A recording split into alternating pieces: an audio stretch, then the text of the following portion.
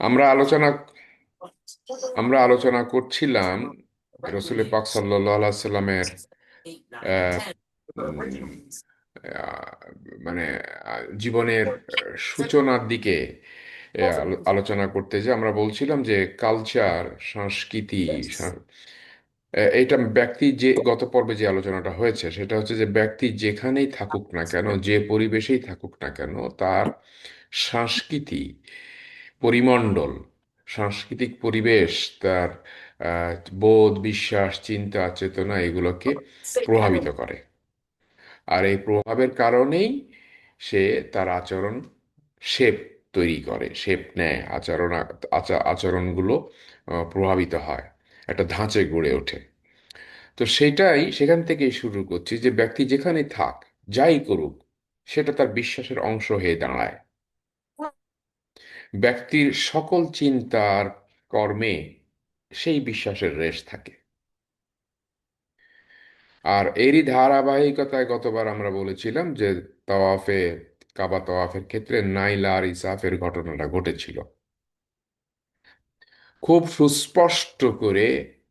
যদি এবং কথাটা শুনতে কানে আমাদের জন্য, আমার জন্য বলতেও এটা খুব এক ধরনের বিব্রতকর অবস্থা। এবং শুনতেও বিব্রত, শুনতেও শ্রোতাদের জন্য এটা খুব সুখকর নয়। যদিও একাডেমিক আলোচনার স্বার্থে আমাকে এটা বলতে হচ্ছে, I will not repeat it again ইনশাআল্লাহ। সেটা হচ্ছে যে আজকের বিশ্বে বাংলাদেশে বা রক্ষণশীল কালচারের ভেতরে যারা থাকেন তারা এটা কতটা জানেন আমি জানি না।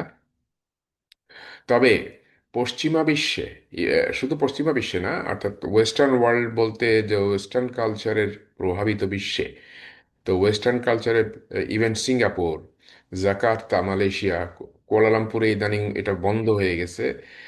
চালু করার চেষ্টা করা হয়েছিল। আমাদের পূবের দিকে দেশ অস্ট্রেলিয়া, নিউজিল্যান্ড, কোরিয়া, জাপান, এইসব জায়গায়, ইদানিং ভিয়েতনামে এটা খুব শুরু হয়েছে।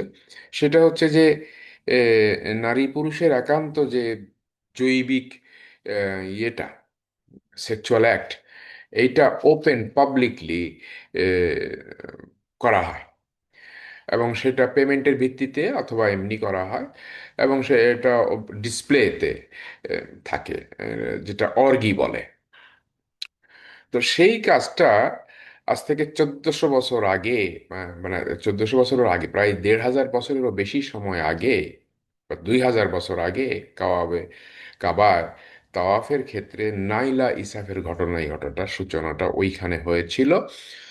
এবং তারপরে আহ, যৌনতা, ওপেন অর্গি, এটা ওই ওই সময় সবার না, একটা অংশ কাবায় তওয়াফ করতে আসা, আহ, বা ওকাজের মেলা বলেন বা এই এই বাৎসরিক মেলা বলেন, সেখানে তাদের একটা আহ, এটা ধর্মীয় উপাসনা না, কিন্তু ওই যে ইতিহাস, ঐতিহ্য, হাজার বছরের ঐতিহ্যের একটা অংশ হয়ে দাঁড়ায়। এবং এই যে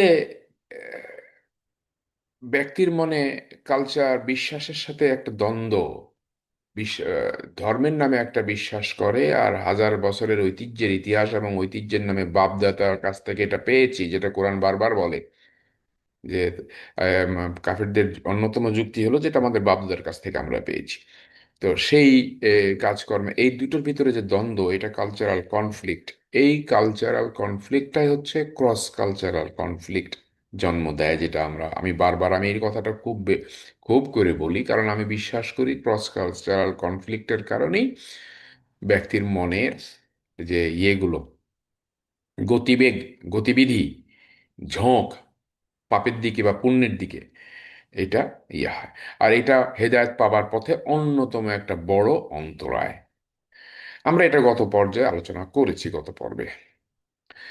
এখন রসুল পাক সাল্লাল্লাহু আলাইহি সাল্লামের জীবন থেকে আমরা দেখব যে এই ক্রস কালচারাল কনফ্লিক্ট থেকে বা কালচারাল পলিউশন থেকে বাঁচার জন্য আল্লাহ পাক কি কি টেকনিক অবলম্বন করেছেন, যে টেকনিকগুলো আমাদের জন্য, প্রত্যেকের জন্য, আজকের এই যুগে এবং আগামী আরো ১,৫০০ ২,০০০ বা আরো ১,৫ লাখ, ১ লাখ, ১,৫ লাখ, ২ লাখ বা যতদিন পৃথিবী বাঁচে, প্রত্যেকটা যুগে প্রতিটা মানব সন্তানের জন্য একই কথা, একই মানে ধাঁচ প্রযোজ্য। এই কনফ্লিক্ট থেকে বাঁচার জন্য সহবত হচ্ছে সবচেয়ে বড়, একজন নবাগত, নবজাতক সন্তান, মানব সন্তানের জন্য সবচেয়ে বড় অস্ত্র হচ্ছে সহবত।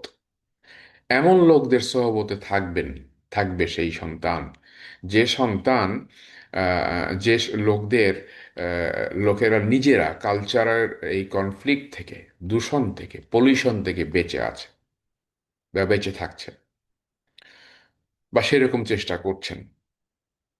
তো কাজেই সহবতেই হচ্ছে বরকত। আমরা সহবত যদি দেখি, রসুল পাক সাল্লাল্লাহু আলাইহি ওয়াসাল্লামের জীবনের প্রথম 4 জন, মানে যাদের জন্মের সময় যাদের সহবত পেয়েছেন, জন্মের পরপরই যাদের সহবত পেয়েছেন, মা আমেনা। মা আমেনার বোধ, বিশ্বাস, তার জীবনের সততা, আমরা তার ছোটকালে সেই ইয়াসরিবে তার বান্ধবীর ঘটনা, বান্ধবীর বাড়িতে যাচ্ছিলেন উনি, সেই ঘটনা, একটা সোনার দিনার কুড়ে পাওয়া, স্বর্ণ মুদ্রা কুড়ে পাওয়ার ঘটনা, মাকে নিয়ে এসে ওই ফেরত আসার পথে এক বৃদ্ধ, যার ওই অ্যাকচুয়ালি ওই স্বর্ণ মুদ্রার মালিক যিনি ছিলেন, তাকে, আহ, ঘটনাচক্রে তার সাথে সাক্ষাৎ হওয়া ক্ষুধাতুর সেই বৃদ্ধকে বাড়িতে নিয়ে এসে মার কাছে পুরো প্রেজেন্টেশনটা দেওয়া যায়, এই শেখকে, এই বুড়োকে আমি, এই হাজ্জিকে আমি এইভাবে পেয়েছি, উনি ক্ষুধার্ত, আর এই যে এইটা আমি কুড়িয়ে পেয়েছি, আর উনি বলছেন ওনার স্বর্ণ মুদ্রা হারিয়েছে। তো আমার বিশ্বাস, মা, ছোট 8-9 বছরের একটা বাচ্চা, যে মা, আমার বিশ্বাস হলো এইটাই সেই টাকা আমি কুড়িয়ে পাইছি। তো একটা বাচ্চা একটা বিশাল একটা অ্যাচিভমেন্ট করেছে, বিশাল বিশাল একটা, মানে তার কাছে ছিল, ইনফ্যাক্ট এটা একটা অনেক বড় ঘটনা। তো সেটা নিয়ে এসে মাকে বলেছেন। তো ওনার মা ছিল বারারা, আর রসুল হাসেমের নানির নাম। তো রসুল হাসেমের নানিকে বলেছেন। তো মা আমিনা যখন তার মাকে বলছে, তখন তার মা বাচ্চাকে সান্ত্বনা দিয়ে বা অ্যাপ্রিসিয়েট করে বলছে, ঠিক আছে, ওনাকে বসাও।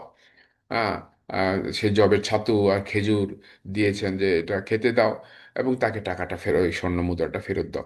এই যে সততা, আমরা এটাও দেখেছি তার চরিত্রের দৃঢ়তা, যে আব্রাহা যেদিন, আহ, আব্দুল মুত্তালেব আব্রাহার সঙ্গে দেন দরবার করে যখন আব্রাহাকে নিবৃত করতে পারলেন না, যে কাবা ঘর ধ্বংস করা থেকে বিরত রাখতে পারলেন না, আব্দুল মুত্তালেব ফেরত গিয়ে তার মক্কাবাসীকে বললেন, তোমরা যার যা আছে সেটা নিয়ে তোমরা ইয়েতে চলে যাও, ও ও ইয়ে করবে, ওর হাত থেকে বাঁচো। সবাই, প্রত্যেকটা বাড়ি ঘরের, কাবার আশেপাশে যতগুলো বাড়ি ঘর ছিল, প্রত্যেকে, মক্কার প্রত্যেকে, আশেপাশের ওই যে ইয়ে, জিদান, তারপরে কোয়াইকাব সহ বড় বড় পাহাড়গুলো, সেই পাহাড়ের চূড়াতে যারা মক্কায় গিয়েছেন, এখন তো পাহাড় অনেকগুলো কেটে ফেলা হয়েছে, বাট যারা গিয়েছেন, আজ থেকে 40 বছর আগে যারা গেছেন, তারা ওই কিছু কিছু পাহাড়, আবু জিদান পাহাড়টা দেখেছেন, কোয়াইকাব পাহাড় দেখেছেন, সেসব পাহাড়গুলোর উপরে উঠে আশ্রয় নিয়েছেন, যার যতটুকু সম্পদ ক্যারি করা সম্ভব ছিল। তো সেখানে মাত্র 2 জন নারী এই আব্দুল মুত্তালেবের নির্দেশ অমান্য করেছেন। ইনফ্যাক্ট অমান্য করেছেন একজন নারী, অমান্য করেছেন, সেটা হচ্ছেন মা আমেনা, যে আমি যাব না এবং আমার কিছু হবে না। এই যে হবে না এবং যাব না, এইটা আব্দুল মুত্তালেবের কথা, অমান্য করার দুঃসাহস করেছেন ওই সময়। এটা ইনফ্যাক্ট, ইনডিড, এটা একটা দুঃসাহস ছিল।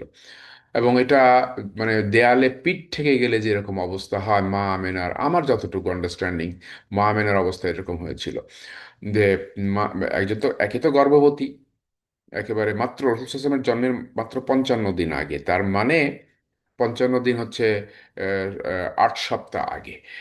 তার মানে ফুল টার্ম যদি আমরা ধরি 38 সপ্তাহ, 39 সপ্তাহ, মা আমেনা তখন 30 সপ্তাহের গর্ভবতী, 7.5 মাসের গর্ভবতী।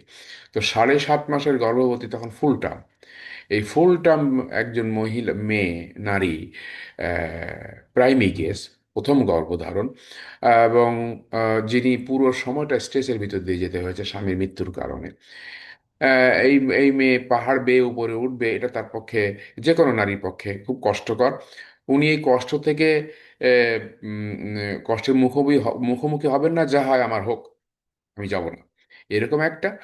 আর একটা হচ্ছে ওনাকে জন্মের, রসুল হাসান গর্ভে আসার পরে ওই রাতে, এবং মাঝে একবার, এবং শেষে জন্মের কিছুদিন আগে ওনাকে স্বপ্নে বলা হয়েছিল এবং ওনাকে ইয়ে দেওয়া হয়েছিল, কি বলে, দোয়াও শেখানো হয়েছিল, তুমি এই দোয়াটা করবে। এবং পুরো সময়কালটা বাচ্চা পেটে আসলে, উনি তো একজন মেয়ে, উনি ওনার মাকে দেখেছেন, উনি ওনার বান্ধবীকে দেখেছেন, ওনার বোনকে দেখেছেন। ওনার বোন হালা, চাচাতো বোন, ওনার বোন হালা ছিল হচ্ছে যে হামজা রাদিয়াল্লাহু তাআলা আনহার মা। ওনার চাচাতো বোন, দূর সম্পর্কের চাচাতো বোন হালা ছিলেন হচ্ছে আব্দুল মুত্তালিবের স্ত্রী। যেদিন আব্দুল্লাহ মা আমেনার সাথে বিয়ে হয়, ওই একই দিনে আব্দুল মুত্তালেব, আব্দুল্লাহর বাবা, রসুল আসলামের দাদা, ওই একই দিনে আব্দুল মুত্তালেব বিয়ে করেন হামজা রাদিয়াল্লাহু তাআলা আনহুর মা হালাকে। এই হালা আব্দুল মুত্তালিবের স্ত্রী হিসেবে রসুল আসলামের মা আমেনার শাশুড়ি হয়ে এলেন বটে, কিন্তু ইনফ্যাক্ট হালা ছিলেন মা আমেনার চাচাতো বোন। একই দিনকার ঘটনা, একই দিনে বিয়ে হয়। কাজেই সেই বান্ধবীও, সেই বোন ওই বাড়িতে, যদিও তার সম্পর্কে শাশুড়ি হচ্ছেন, সেই উনিও ছিলেন ওইখানে। তো কাজেই গর্ভবতী নারী উনি দেখেছেন, ওনার অভিজ্ঞতা আছে মেয়ে হিসাবে, স্বাভাবিকভাবেই। তো সেই চারিত্রিক দৃঢ়তা, মা আমেনা প্রথম সহবত। এরপরে হচ্ছে বারাকা উম্মে আইমান, জন্মের সময় যিনি সাথে ছিলেন, অল অ্যালং সাথে ছিলেন, বিয়ের পর থেকে, মা আমেনার, যিনি রসুল আসলাম যার সহবত পেয়েছেন। এরপরে সোয়াইবে আসাল মিয়া, আবুল আহাবের দাসী, চাচা আবুল আহাব, রসুল সাল্লাম ভাতিজা জন্ম নিয়েছে, এই আনন্দে এই সোয়াইবে আসাল মিয়া তখন তার, উনি ল্যাকটেটিং মাদার, তার মানে ওনার বাচ্চা হয়েছিল ওই সময়কালে, উনি নার্সিং করছিলেন, কাজে ওনার ব্রেস্ট ফিড করার ইয়ে ছিল, ইনি রসুল সাল্লামকে দুধ পান করিয়েছেন। এই আনন্দে আবুল আহাব, আহ, উম, আবুল আহাবের নাম ছিল আব্দুল উজ্জা অ্যাকচুয়ালি। তো আবুল আহাব এই দাসীকে আজাদ করে দিয়েছিল।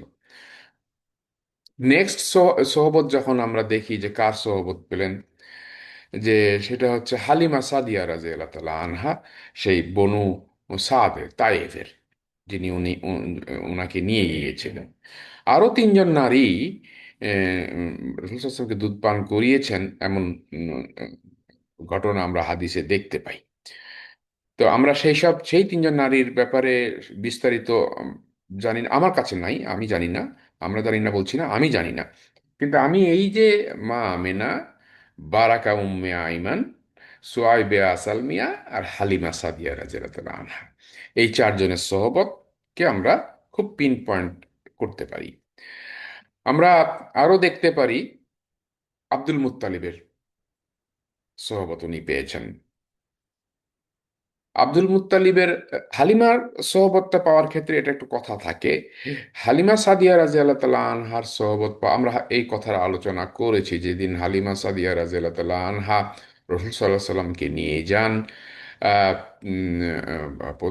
প্রথমে নিতে চাননি, কোনো বাচ্চা পাননি, ওনারা আসতে পিছিয়ে পড়েছিলেন, তারপরে সেখান থেকে সবাই চলে গেছে। ইয়ে তায়েফের যারা বাচ্চা নেওয়ার জন্য এসেছিল, তারা সবাই মোটামুটি পেয়েছে, হালিমা সাদিয়া পাননি। পরে হালিমা সাদিয়া রাদিয়াল্লাহু তাআলা আনহা একজন এতিম বাচ্চার খবর পেলেন, রাসূল সাল্লাল্লাহু আলাইহি সাল্লামকে নিবে, নিবেন কি নিবেন না, এতিম বাচ্চা নিলে বকশিস, তারপরে তার যথাযথ রিমিউনারেশন, টাকা পয়সা ইত্যাদি পাওয়া যায় না, যাবে কিনা এমন নিশ্চয়তা নাই, গার্জিয়ান কে, কে তার দায়িত্ব পালন করবে, এই চিন্তা তো থাকেই। তখনও ছিল, সবার ছিল, ওনারও ছিল। কিন্তু দেখতে এসে এই নিষ্পাপ বাচ্চার মুখের দিকে তাকায় তার মনে, যে যে ওই সময় আল্লাহ পাক তার মনে যে ভালোবাসা সৃষ্টি করেছেন, এবং বাচ্চা দেখার উৎসুকে সাইমা, হালিমা রাদিয়াল্লাহু তাআলার বড় মেয়ে সাইমা, লাফায় লাফায় বাচ্চা দেখতেছে, আমরা এটা নেবো, এটা আমার ভাই, এটা আমরা নেবো, এক ধরনের যে ইয়ে। এবং বাচ্চাকে মুখে দুধ দেওয়ার সাথে সাথে তার মা যখন খুব বুঝতে পারেন, ল্যাকটেটিং মাদার দুধের ফ্লো, তার ব্রেস্টে বুঝতে পারেন দুধের ফ্লো ভারী হয়ে যায়, ভরে যায়, তাৎক্ষণিকভাবে এইসব চেঞ্জগুলো একজন মা হিসেবে হালিমা রাদিয়াল্লাহু আনহা, আহ, মানে উনি অবাক হয়েছিলেন এবং উনি এই বাচ্চা নিয়ে গেলেন। এখানে আমরা একটা ঘটনা, মানে মক্কা ওই সময় ছিল, কালকে আমি এক জায়গায় এক ঘরোয়া আলোচনায় এই কথাটা বলেছি গত রাত্রে দিনাজপুরে। মক্কা ওই সময় ছিল হচ্ছে কসমোপলিটন সিটি। আমাদের আজকে আমরা যদি আমাদের কুষ্টিয়া শহরের কথা বলি, ধরেন কুষ্টিয়া একটা শহর, একটা ইয়ে। কুষ্টিয়া শহরের কথা বলি বা দিনাজপুরের শহরের কথা বলি, পাবনার কথা বলি, এখানে বাংলাদেশের সব জেলার লোক আছে। থাকতে পারে ইদানিং চাকরি বাকরির ক্ষেত্রে, ব্যবসার জন্য থাকতে পারে, খুব কম। তবে এটা হয়তো সব জেলার লোক নাইও। কিন্তু ঢাকা এমন একটা জায়গা যেখানে নিশ্চয়তার সঙ্গে বলতে পারি যে বাংলাদেশের প্রত্যেকটা জেলার লোক, প্রত্যেকটা থানার লোক ঢাকাতে আছে। ঢাকা সেই ক্ষেত্রে বাংলাদেশকে যদি বিশ্ব ধরা হয়, তো ঢাকা একটা কসমোপলিটন সিটি। তো সেখানকার অর্থ ব্যবস্থা, সেখানকার ব্যবসা বাণিজ্য, সেখানকার কমিউনিকেশন, সেখানের যে ডেমোগ্রাফিক মানুষের যে উপস্থিতি, বা বাংলাদেশের যে কোনো জেলায় যান না কেন, তাদের আঞ্চলিকতা, কথার টান সবগুলো ঢাকা শহরে পাওয়া যাবে। মক্কা ছিল এরকম। মক্কাতে যেহেতু সিল্ক রোড বাণিজ্যের ক্ষেত্রে ইয়ে থাকতো, আর রোমান সাম্রাজ্যের জেরুজালেম ছিল রোমের পূর্ব ইস্টার্ন প্রভিন্স। চীনের সিল্ক রোড আমাদের সাংহাই থেকে শুরু করে পুরো এই সিল্ক রোডের বাণিজ্যটা ছিল ছিল হচ্ছে এই হেজাজের ভেতর দিয়ে। আর মরুভূমির ভেতরে রসদ, সিরিয়ান হোক, রোমান হোক, চাইনিজ হোক, আর টার্কিশ হোক, বা আরব ইয়েমেনি হোক, কোনো রসদ বহরকে নিরাপত্তার সাথে নিরাপদে পার হওয়া অসম্ভব ছিল আরবদের প্রত্যক্ষ সহযোগিতা ছাড়া। কারণ আরবরাই করতো লুট, এরাই করতো লুটতরাজটা, এরাই হতো, বা এদের প্রত্যক্ষ তত্ত্বাবধানে হতো, বা এদের গাইডেন্সে হতো। ফলে এদের সহযোগিতা নিতেই হতো, এদেরকে মার্সিনারি ফোর্স হিসাবে ব্যবহার করতেই হতো। এই জন্য সেই হেরোডোটাসের, রোমান হিস্টোরিয়ান হেরোডোটাসের রচনাতেও আমরা দেখি, জিওগ্রাফাতে আমরা দেখি যে বা আরবা নামে যে হিস্ট্রি বই আছে, সেখানে আমরা দেখতে পাই যে 400 BC থেকে, ঈসা আলাহিসাল্লামের জন্মেরও প্রায় 380 বা 400 বছর আগের মানে রেকর্ড রেকর্ডের ইতিহাস পাওয়া যায় যে Armenia, Turkish, Egyptian, Roman, Greek, এই কোনো না কোনো ফর্মে তারা মক্কায় উপস্থিত ছিল, হেজাজে এখানে উপস্থিত থাকতো। স্টেশন তাদের ছিল, তারা তাদের নিজেদের লোক পুষতো, এবং পার্সিয়ান, তারা লোক পুষতো, তাদের বেতনভুক্ত মার্সিনারি পুষতো। এই বেতনভুক্ত মার্সিনারি বেশিরভাগই ছিল আরব, কিন্তু তাদের যাতায়াত ছিল। তো ফলে যেটা দাঁড়াচ্ছে, মক্কার ভাষা ছিল বহুমাত্রিক, বহু লিঙ্গুইস্টিক, মাল্টিলিঙ্গুইস্টিক, বা মক্কার ভাষার ভিতরে পলিউশন ছিল। আর এই পলিউশন থেকে বাঁচার জন্য হোক, আর মক্কার এই নাইট লাইফ কালচার থেকে, যেটা আমি বলেছি ওই যে এই আহ, আহ, ঈসা, কি বলে, নাইলা আর ইয়ের ঘটনা থেকে বলেছি, যে ওই একটা ওপেন সেক্স কালচার থেকে, তৎকালীন উম, আহ, সমাজের প্রেক্ষাপটে বা উপযোগী ওপেন সেক্স, খোলামেলা কালচার থেকে বাঁচানোর জন্য রসুল সাল্লাহ সাল্লামকে পাঠায় দেওয়া হয়েছে। ওই সময় হামজা রাদিয়াল্লাহু আনহুর জন্ম হয়েছে, ওই সময় মক্কায় আরো অনেকের জন্ম হয়েছে, কিন্তু তাদের কাউকে পাঠানো হয়নি, খুব কম লোককে আশেপাশে পাঠানো হতো। কিন্তু রসুল সাল্লাহ সাল্লাম, এটা অপশনাল ছিল, ম্যান্ডেটারি ছিল না, রসুল সাল্লাহ সাল্লামকে এটা পাঠানো হয়েছে। এইটা হচ্ছে রসুল সাল্লাহ সাল্লামের নিখাদ আরবি ভাষা আহ, মানে রক্ষার জন্য আরবি ভাষা। কারণ ভাষার শিক্ষার সবচেয়ে সহজ এবং সবচেয়ে উপযুক্ত উর্বর সময় হচ্ছে 2 থেকে 7 বছর জীবনের। এই সময়টা যে লাহান, যে এক্সেন্ট বাচ্চারা রপ্ত করে, সারা জীবনেও এই এক্সেন্টটাকে জীবনের অন্য কোনো পর্যায়ে যে ওইভাবে রপ্ত করা যায় না। এই কারণেই আল্লাহ ভালো জানেন, রসুল সাল্লাহ সাল্লামের ভাষা ছিল অত্যন্ত বিশুদ্ধ, এবং উনি আল্লাহ রসুল তার পবিত্র জবান দিয়ে বলেছেন, বইস্তু জাওয়ামিয়াল কালাম, আমাকে বিশদ, অল্প কথায় বিশদ বর্ণনা, অভিব্যক্তি প্রকাশ করার মতো শুদ্ধ ভাষা দিয়ে প্রেরণ করা হয়েছে। এটা একটা হাদিস এবং হাদিসের অংশ। কাজেই এই এই হালিমা সাদিয়া রাজিয়াল্লাহ তাআলা আনহা এবং তার পরিবারের যে সোহবত, এটা রসুলের পাক সাল্লাল্লাহু আলাইহি সাল্লামের জীবনে সারা জীবন গঠনের ক্ষেত্রে একটা বড় ভূমিকা রেখেছে। তো এই ক্ষেত্রে ছোটকালে বাচ্চা কার সান্নিধ্যে বসবাস করছে, কার সান্নিধ্যে ওঠা বসা করছে, তার ভাষার দক্ষতা, ভাষার প্রয়োগ এবং প্রায়োগিক ক্ষমতা কতটা বিশুদ্ধ, কতটা শুদ্ধ, কতটা শালীন, এটা একটা বড় ইস্যু। এনিওয়ে, এরপরে আমরা দেখতে পাচ্ছি আব্দুল মুত্তালিবের সান্নিধ্যে, যেটা উনি অত্যন্ত প্রভাবিত ছিলেন। আব্দুল মুত্তালিব ছিলেন ওনার দাদা। আব্দুল মুত্তালিব এমন ছিল যে বাবা আব্দুল মারা যাওয়ার পরে, মা মারা যাওয়ার পরেও, কারণ ওই প্রথম 5 বছর তো বনু সাদে ছিলেন, দ্বিতীয়বার এসে নিয়ে গেলেন, হালিমা সাদিয়া রাদিয়াল্লাহু তাআলা নিয়ে গেলেন। এরপরে যখন ফেরত দিয়ে যান, ফেরত তখন মার কাছে, হালিমা বিবি আমেনার কাছে ফেরত দিয়ে যান। তো মার সান্নিধ্যে বছরখানেক থাকতে এরপরে মা ইন্তেকাল করেন। তো বাবা গেছে। বাবা যাওয়ার ব্যাপারে আব্দুল মুত্তালিবের, তার প্রিয় সন্তান, ছোট সন্তান, বাপ হিসাবে তার যে একটা সন্তান হারানোর শোক, সেটা তো ছিলই। মাত্র 28 দিন পরে, বিয়ের 27 দিন পরে এই সন্তানকে উনি, আবদুল্লাহকে উনি, বাবা আব্দুল মুত্তালিব নির্দেশ দিয়ে পাঠিয়েছেন, সেই সন্তান আর ফেরত আসেনি। এই ব্যাপারে আব্দুল মুত্তালিবের একটা নিজস্ব গিল্ট ফিলিং ছিল কি না, এর এমন কোনো স্টেটমেন্ট আমাদের সম্মুখে নাই। মানবিক ইয়েতে ধরে নিতেই পারি যে তার একটা ছিল, যে হ্যাঁ, ছেলেটাকে যদি আমি ওই সময় না পাঠাতাম, কিংবা আমি যদি এইটা না করতাম, তাহলে এই মেয়েটা আমেনা এত সকালে, মানে এত অল্প বয়সে বিধবা হতো না। মাত্র বিয়ের মাত্র 14 দিন পরে, 27 দিন পরে, বিয়ের 27 দিন পরে আমি ছেলেটাকে পাঠাতে দিলাম। 1 মাসও হলো না তাদের বিবাহিত জীবন। সেই মেয়ে, সেই ছেলের ছেলে এটা। বাবা তো হারালো, জীবনে বাবাকে দেখলো না। এরপরে মার কাছে মা মাও হারায় ফেললো।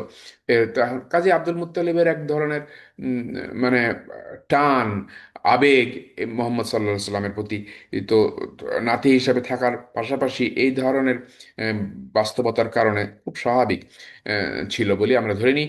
এবং বাস্তবে সেটাই দেখা গেছে, কারণ আব্দুল মুত্তালিব একটা মুহূর্তের জন্য মোহাম্মদ সাল্লাহ সাল্লামকে কাজ ছাড়া করতেন না। কাবার সামনে আব্দুল মুত্তালিবের যে দিওয়ানিয়া ছিল, কারণ উনি ছিলেন হচ্ছে ওখানকার সংসদ, যদি বলা হয় তো সংসদ, আমাদের আজকে সংসদের সাথে তুলনা করা গেলে উনি সংসদ লিডার ছিলেন। তো ওইখানে উনি বসতেন, ওনার আশেপাশে সবাই, অন্যান্য গোত্রের প্রধানরা বসতো। এই যে তার যে স্টেজ, তিনি যেখানে, দিওয়ানিয়াতে একটা স্টেজ থাকে, মানে ছোট্ট একটা কার্পেটের মতো জায়গা থাকে, বিছানো থাকে, যেখানে মূল নেতা বসেন এবং তার তাকিয়া থাকে দুইটা, তিনটা, চারটা।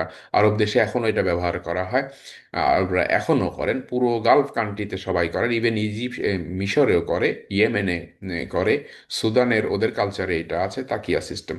আমরা যেমন চেয়ারে বসি, ওরা চেয়ারে, সোফাতে না বসে ফ্লোরে বসে, এবং তার পাশে ওই যে হেলান দেওয়ার মতো বিভিন্ন বালিশ, কোল বালিশের মতো বালিশ থাকে। তো এইসব তাকিয়াতে ওইখানে আব্দুল মোত্তালেব ছাড়া কেউ বসতেন না। কিন্তু একজন লোক শুধু ওখানে বসতেন, সেটা মোহাম্মদ সাল্লাল্লাহু আলাইহি সাল্লাম, ছোট বাচ্চা। কিন্তু ওই তাকে ওখানে সরাতে যেত যে আব্বাস, আবু তালেব সহ অন্যান্য। কিন্তু আব্দুল মুত্তালেব কাউকে মানে সেই কাজটা করতে দিতেন না, মোহাম্মদ সাল্লাহ সাল্লামকে ওখান থেকে সরাতে দিতেন না। তার কোলের উপরে বসাতেন, তার পাশে বসাতেন, বলতেন, এই ছেলে আমার ভেরি স্পেশাল ছেলে, তোমরা দেখে নিও এই ছেলে, সে ভেরি স্পেশাল ছেলে। হ্যাঁ, খুব আদর করতেন। তো আব্দুল মুত্তালিবের আহ, উম, করতে হলে, চরিত্র বুঝতে হলে, আব্দুল মুত্তালিবের ব্যক্তিত্বর অনেকগুলো উদাহরণ আমরা এর আগে দিয়েছি। ওনার স্ত্রী ও ইয়েমেন থেকে ফেরত আসছিলেন, সেটা আব্দুল মুত্তালিব নিজেও তার বাবা দেখেননি, হাশেমকে দেখেননি।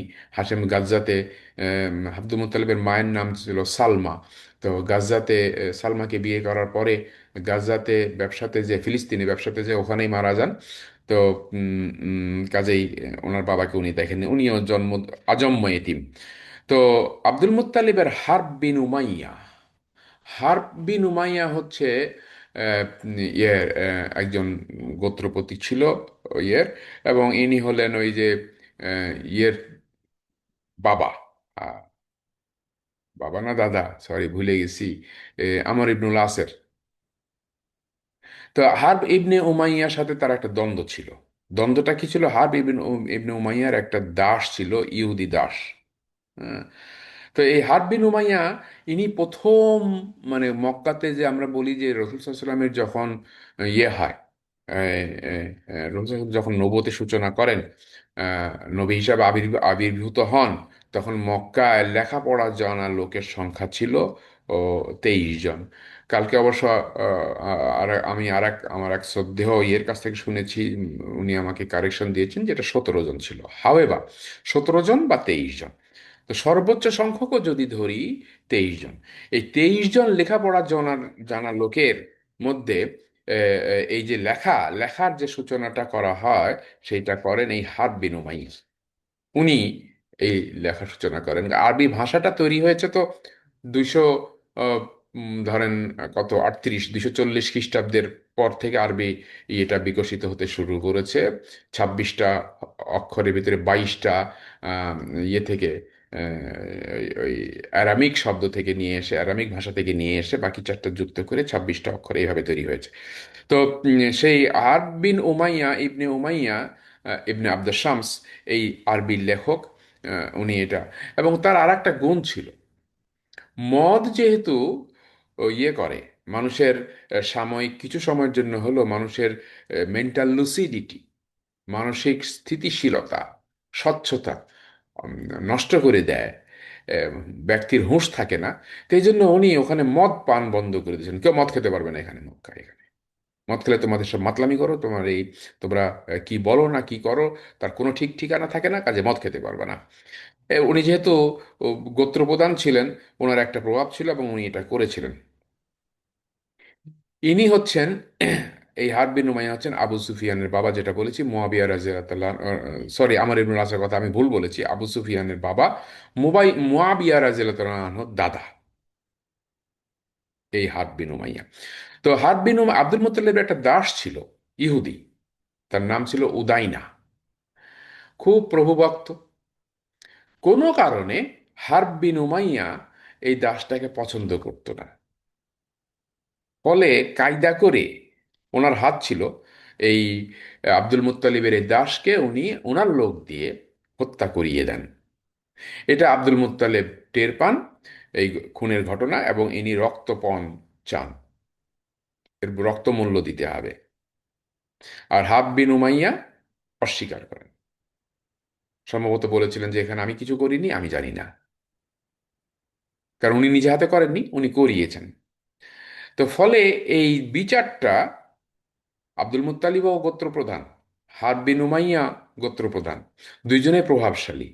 এবং আমরা জানি যে এইসব দ্বন্দ্ব, যুদ্ধসূত্র শুরু হলে এই, মানে বছরের পর বছর, যুগের পর যুগ, এক প্রজন্ম থেকে আর এক প্রজন্ম চলে। কাজে যুদ্ধ শুরু করার আহ, খুব বুদ্ধিমানের কাজ না। এই জন্য ওনারা বিচারে গেলেন, ইয়ে উম, রক্তমূল্য আদায়ের জন্য সালিশ ডাকলেন। গোত্রপতি সালিশের যে ইয়ে হলো নুফাইল বিন আব্দুল উজ্জা। নুফাইল বিন আব্দুল উজ্জা ছিলেন হচ্ছে ওমর রাদিয়াল্লাহু আনহুর দাদা, বিচারক।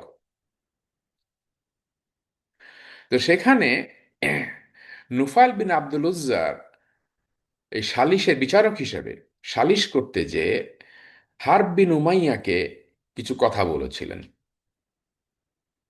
সেই কথার ভিতরেই আব্দুল মুত্তালিব, আমি ওই কথাটা পিক করেছি এই কারণে যে আমি ওই ইয়েমেনে আব্দুল মুত্তালিব ব্যবসা করতে গেছিলেন, সেখানে ইয়েমেনের গোত্রপ্রধান তাকে দেখে এবং এক গণক তাকে দেখে কি বলেছিলেন সেটা আমি, আপনারা অনেকেই জানেন, আপনারা জানেন সিরিয়াতে, আপনারা জানেন তারপরে ইয়াসরিবে গোত্রপ্রধানরা আব্দুল মুত্তালিবকে দেখে কি বলতেন বা কি বলেছিলেন সেটা আপনারা জানেন। কাজেই এই সবগুলো সব জায়গায় সামারাইজ হয়েছে এই নুফাইল বিন আব্দুল উজ্জা বক্তব্যে। এজন্য ওনার ওই স্টেটমেন্টটা পিক করেছি। তো উনি সালিশ করতে যেয়ে আহ, ইয়েকে হারব বিন উমাইয়াকে বোঝাচ্ছেন যে দেখো আবু আম্মার, আব্দুল মুত্তালিবের ব্যাপারে বলছেন, উনি তোমার চেয়েও লম্বা, উনি দেখতে তোমার চেয়েও সুন্দর আর সুশ্রী, নেতা হিসেবে তোমার চেয়ে অনেক বেশি দক্ষ, তার নিন্দুকের সংখ্যা তোমার নিন্দুকের সংখ্যার চেয়ে কম, তার সন্তানের সংখ্যা তোমার সন্তানের চেয়ে বেশি, তোমাপেক্ষা উনি বেশি আত্মীয় সম্পর্ক রক্ষাকারী, তার দস্তরখানা তোমার চেয়ে অনেক বেশি প্রশস্ত। স্বীকার করি তুমিও প্রাজ্ঞ, ধৈর্যশীল, দূরদর্শী, তবে তিনি তোমার চেয়ে বেশি বৈশিষ্ট্যমণ্ডিত। এই যে এখানে প্রায় 7-8টা অ্যাট্রিবিউটস নিয়ে আসা হয়েছে আব্দুল মুত্তালিবের, এই প্রত্যেকটা অ্যাট্রিবিউটসকে যদি আমরা আলাদা আলাদা করে একটু ভাঙ্গি এবং এলাবোরেট করি, তাহলে আব্দুল মুত্তালিবের ব্যাপারে আমাদের কাছে একটা পরিষ্কার ধারণা তৈরি হয়। এই ধারণাটা এই জন্য প্রয়োজন, মা আমেনা, উম্মে আইমান, আর বিবি হালিমা সাদিয়া, আর সাইমা ওনার মেয়ে, এই 4-5 জন নারী বাদে প্রথম পুরুষ জীবনের, যার সহবতে রসুল সাল্লাহ সাল্লাম কাটিয়েছেন দীর্ঘ 4টা বছর। আহ, আহ, হ্যাঁ, না, হ্যাঁ 4 বছর, 3 বছর, 3.5 বছর বা 4-এর কাছাকাছি। এবং ওই গ্রোয়িং এজ, ওই সময়টা যখন শৈশব থেকে বেরোয় উনি কেবল কৈশোরের দিকে যাচ্ছেন, উনি তখনও শিশু। যার সিঙ্গুলেট জাইরাস, আমি যেটা বলি, ফ্রন্টাল লোবের 7 বছরে তো এটা অ্যাক্টিভ হয়, বালেগ হওয়া শুরু করে একটা মানব সন্তান। ওই সময়টা যার সান্নিধ্যে এসছেন, 4-এর পর থেকে যখন বাচ্চারা এদিক ওদিক তাকাতে ভাব, মানে বিচার করার ভাব নেয় যে আমি এখন বুঝি, বুঝতে শিখছি, বিচার করছি, ওই সময়টা যার সান্নিধ্যে এসছেন, সেই ব্যক্তিত্ব এবং তার সেই ব্যক্তি, তার ব্যক্তিত্ব, বৈশিষ্ট্য, চারিত্রিক অখণ্ডতা একজন মানুষের উপরে আহ, জীবনব্যাপী লাইফ লং ইম্প্যাক্ট ফেলে। তো এইখানে রসুল পাক সাল্লাহ সাল্লামের দাদা আব্দুল মুত্তালিবের যে বৈশিষ্ট্যগুলো আমরা দেখছি, উনি ছিলেন প্রো সোশ্যাল, সোসাইটিতে ওনার ব্যাপক প্রভাব ছিল, কারণ উনি নিজে সোসাইটির প্রতি প্রোঅ্যাক্টিভ ছিলেন।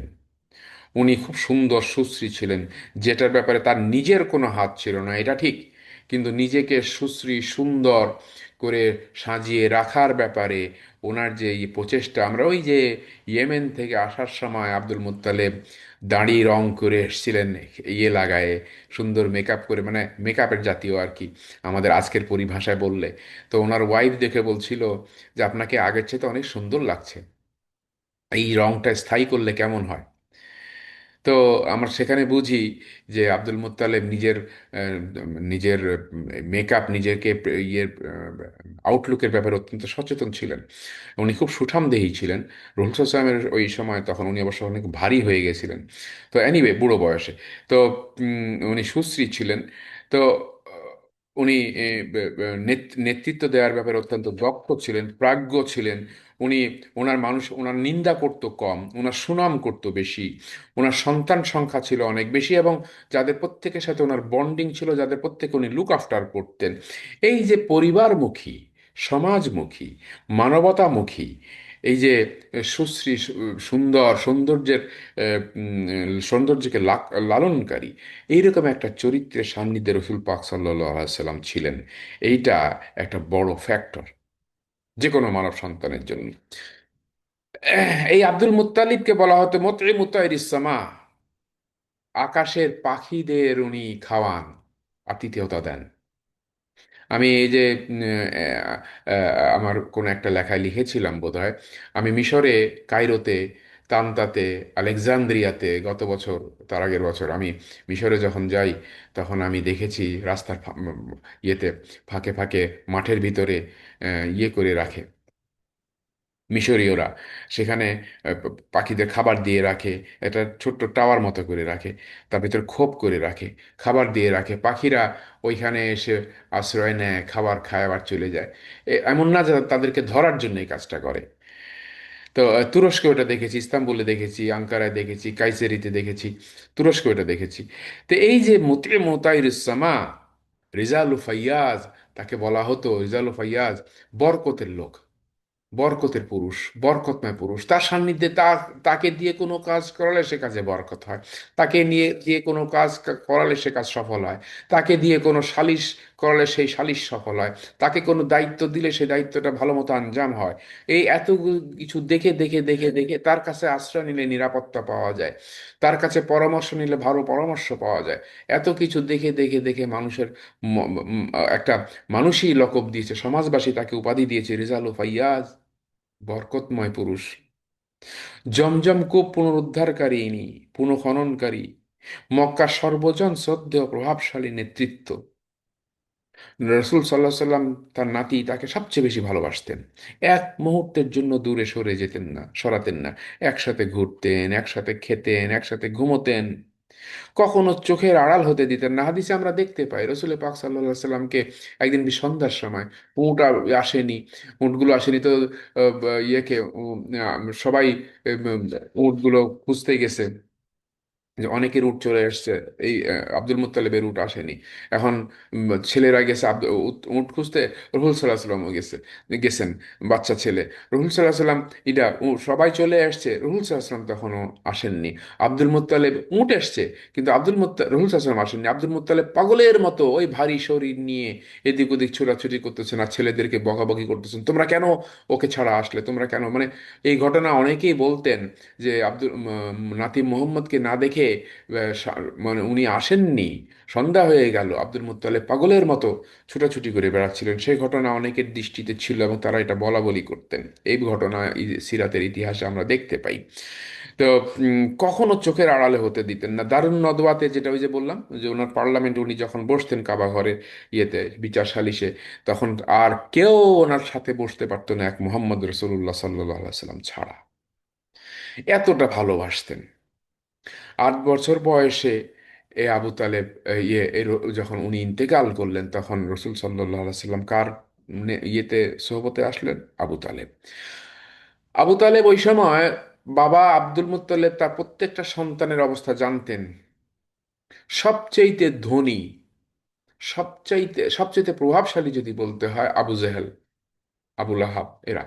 কিন্তু সবচাইতে ধনী, ইকোনমিক্যালি সলভেন্ট ছিলেন হচ্ছে ইয়ে আব্বাস, দ্য ব্যাংকার। মক্কাকে যেখানে বলা হয় দ্য ব্যাংকার, মক্কার ব্যাংকার ছিলেন উনি। তো মক্কার ব্যাংকার, যার মক্কার এমন কোনো ঘর ছিল না যে ঘরে, এমন কোনো লোক ছিল না, এমন কোনো বণিক ছিল না, এমন কোনো ব্যবসায়ী ছিল না যে আব্বাস রাজেন্দ্রের কাছ থেকে টাকা নিত না। অথচ আব্দুল মুত্তালেব এই সন্তানের ভার দিলেন আবু তালেবের কাছে। আবু তালেব ছিলেন হচ্ছে তার ভাইদের মধ্যে, আব্দুল মুত্তালিবের সন্তানদের মধ্যে ফিনান্সিয়ালি, ইকোনমিক্যালি সবচেয়ে বেশি দুর্বল। তা সত্ত্বেও আবু তালেবকে দিলেন যে তুমি, ওসিয়ত করে গেলেন তুমি তার দায়িত্ব নিবা। ওসিয়ত করেছিলেন ইয়েকে, এই উম, উম্মে আইমানকে, বারাকা উম্মে আইমান, তুমি তাকে দেখে রেখো। তো এই যে আবু তালিবের কাছে, কারণ আবু তালেব ছিলেন হচ্ছে মানবিক বৈশিষ্ট্যময় লোক, নরম মনের মানুষ। আবু তালেব, আবুল্লাহ, আবু জেহেল, আব্বাস, সবচেয়ে দরিদ্র আর বড় সংসার ছিল আবু তালেবের।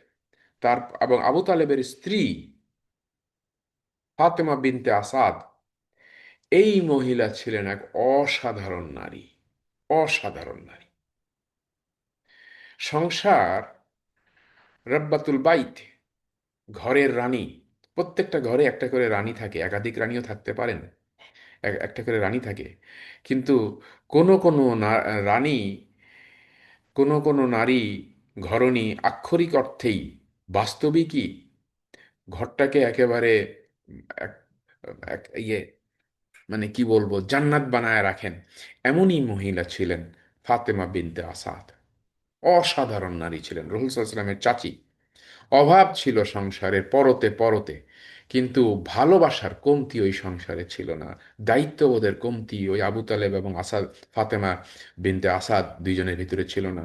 দাম্পত্য অভাবে এলে এলে নাকি ভালোবাসা পালায় যায় জালনা দিয়ে।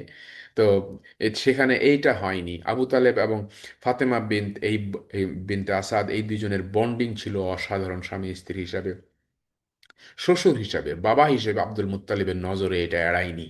কোন সংসারে সন্তান, কোন বন্ডিং এর কারণে, কোন বন্ধনে আমার সন্তান, আমার এই নাতি নিরাপদ থাকবে, আমি তো চলে যাচ্ছি, বাজ বিচার করার ক্ষেত্রে আবু জেহেলকে দেননি, আবু লাহাবকে দেননি, হারেসকে দেননি, ওনার বড় ছেলে হারেসকে দেননি, কাউকে না দিয়ে উনি দিলেন কি, সবচেয়ে দরিদ্র আবু তালেবকে। আবু তালেবের স্ত্রী ছিলেন অত্যন্ত দক্ষ, কোমলমনা, সুগৃহিণী, মানবিক নারী।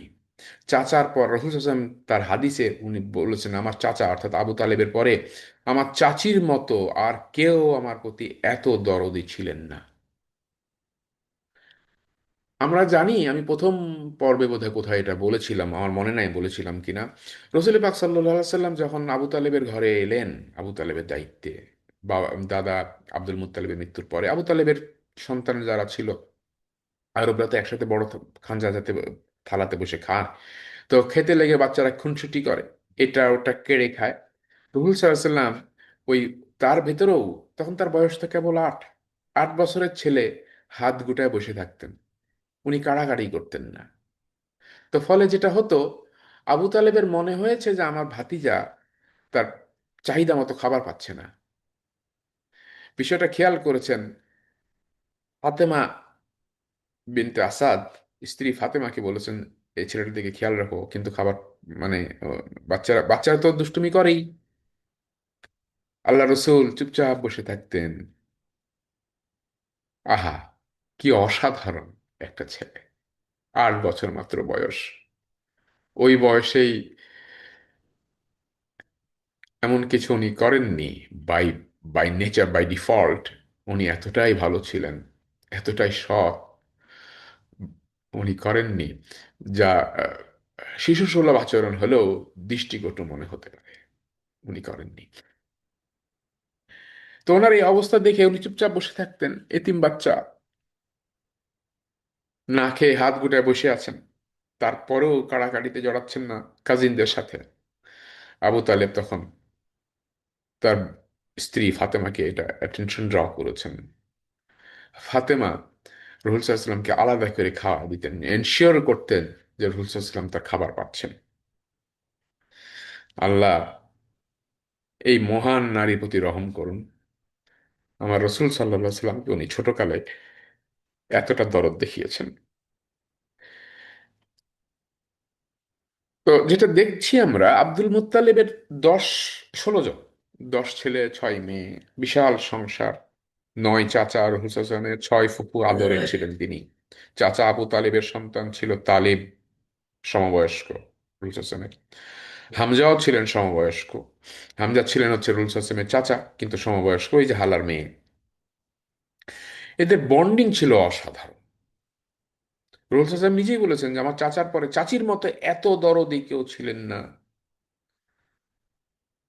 আর আব্দুল্লাহ ইবনে কুহাফা, এই অসাধারণ একটা ছেলে ছিল রাসূল সাল্লাল্লাহু আলাইহি ওয়াসাল্লামের বছর খানেকের ছোট, সমবয়স্ক, যার সঙ্গে উনি সময় কাটাতেন, যার সঙ্গে উনি মিশতেন, যার রুচি, চলন, ধরন, বলন, এই আব্দুল্লাহ ইবনে কুহাফা, ইনি হচ্ছেন আবু বকর রাদিয়াল্লাহু তাআলা আনহু পরবর্তীতে। রাসূল সাল্লাল্লাহু আলাইহি ওয়াসাল্লামের নানা মামাদের সম্পর্ক, সেদিকটা একটু দেখে আসি। মা আমেনার ব্যাপারে আমরা বলেছি। মা আমেনার মা বারারা, রাসূল সাল্লাল্লাহু আলাইহি ওয়াসাল্লামের নানি, আপন নানি, উনি ছাড়াও ওহাবের আরো 4 স্ত্রী ছিল। তাদের একজন ছিলেন জাইফা বিনতে হাসিম। তার আবার 2 জন ছেলে ছিল, আবদে আবদে ইয়াগুজ আর ওবায়দি ইয়াগুজ। এই সৎ মামাদের সাথে, রাসূল সাল্লাল্লাহু আলাইহি ওয়াসাল্লামের সৎ মামা, আমেনার সৎ ভাই, আজীবন সুসম্পর্ক ছিল রসুল সাল্লাহ সাল্লামের। এই গোত্রেরই অপর এক মামা ছিলেন,